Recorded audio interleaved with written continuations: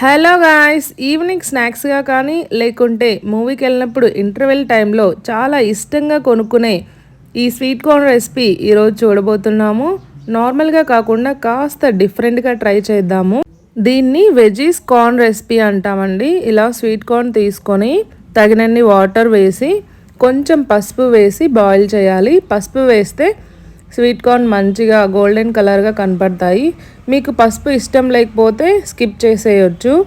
ఇలా బాయిల్ అయిన తర్వాత వాటర్ అన్నీ తీసేసి ఒక మిక్సింగ్ బౌల్లోకి కొన్ని ట్రాన్స్ఫర్ చేసుకుందాము. నెక్స్ట్ సన్నగా కట్ చేసి పెట్టుకున్న ఆనియన్ తరుగు, సన్నగా కట్ చేసుకున్న పచ్చిమిర్చి తరుగు, నెక్స్ట్ కొంచెం కొత్తిమీర, సాల్ట్, కారం పొడి, గరం మసాలా, నిమ్మరసము.